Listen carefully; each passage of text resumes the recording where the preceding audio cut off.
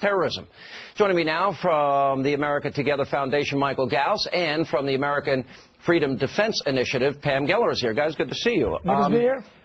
You know, we just played, in the first segment, we played a tape of, let's see, Barack Obama says we were guilty of torture. Didn't we just play that tape?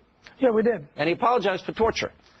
But we didn't torture, but enhanced interrogation gave him the intelligence to get to the courier, to get to his real name, that brought us to bin Laden. Without enhanced interrogation, no bin Laden, correct?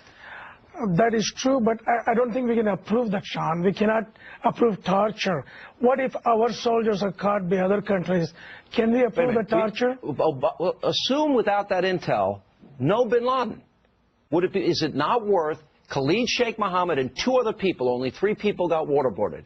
Was it worth it to get bin Laden? I say absolutely. I do agree with that, but torture as a principle, we shouldn't be approving it. I don't think, first of all, we had doctors there. We did it in a limited period. We just did it to scare the hell out of them, and Pam, it worked. Look, our soldiers were subjected to the waterboarding. It's a ridiculous premise.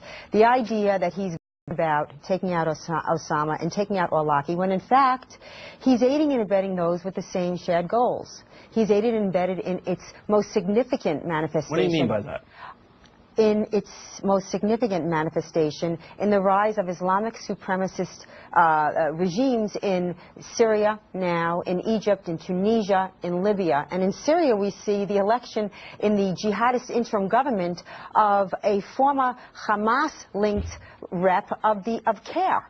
I mean, so obviously, once again, we see the evidence that was entered into the largest terrorist funding trial in our nation's history, the Holy Land Foundation trial, where over 300 groups were named as Muslim Brotherhood groups, CARE, ISNA, ICNA, and we know that Obama's Department of Justice has scuttled those prosecutions. You know, there is a mountain of evidence. We have a great, esteemed group here tonight, and by the way, I applaud you all again. Really, really bright, smart people. And I asked the question, I said, is the #1 problem we face as a world the rise of radical Islamists? They all agreed with me that this is now, this is the single greatest threat this world faces. And every time I've debated you, Michael, you are a nice man. But you said, no, the Muslim Brotherhood will not come to power in Egypt. I was right, you were wrong. Well, you were right on that one. Why can't you see this on a bigger scale? I want to know. Well, the reason was the uprising, so they called Arab Spring, it came from the youth movement. They were frustrated with what was going on, and they wanted to turn things up. When Morsi came, or the Brotherhood came over, and they were basically taking it over, and that was going to be not acceptable to the youth. And I'm surprised why there is not another movement. They were raping women in Tahrir Square. Polls showed before the Arab Spring that Egyptians, 75% of them wanted Sharia law. This was totally predictable. Sean, on Sharia law, if you look at the Muslim nations, they're not familiar with any other law. The only law that works with them is Sharia law. There are some flaws in Sharia law. Women can't drive. Women can't go to school. That is not Sharia law. That is not Sharia law. That is a law. Sharia in Saudi Arabia, in Iran. Where else do you want to go? But it is not the universal Sharia law. It is the law of the Saudi Arabia, Iran, and perhaps Egypt. 4 male eyewitnesses for rape, Pam? It is Islamic law, Michael. It is Islamic law.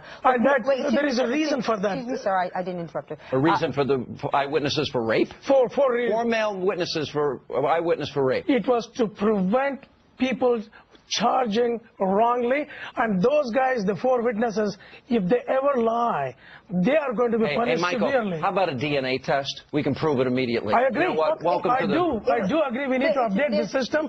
That was a very primitive way of finding the proofs. Okay, honor killings, clitorectomies, the fact that you're saying that the reason for it was a number of centuries ago, it's still being used today. Look, the only freedom revolution, the only real freedom revolution was in June, July of 2009, because the Iranians were living under the boot since 1979, the boot of the Sharia. And that was real freedom, and Obama could have really been a historical figure because they're the head of the snake. They're Hezbollah. They're funding Hamas. They're agitating in Bahrain. They were agitating in Iraq. You could have changed the course of human events. And so they're fighting proxy wars. He is aiding and abetting. He signed Resolution 1618 at the UN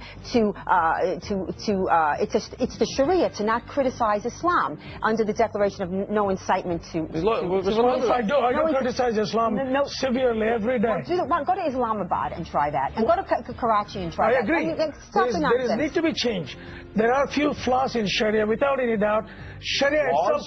Flaws, yes. There are more than flaws. Well, there are four things. It's downright oppressive to human rights. Apostasy, blasphemy, rape. These are very wrong. They need to How about the treatment of women?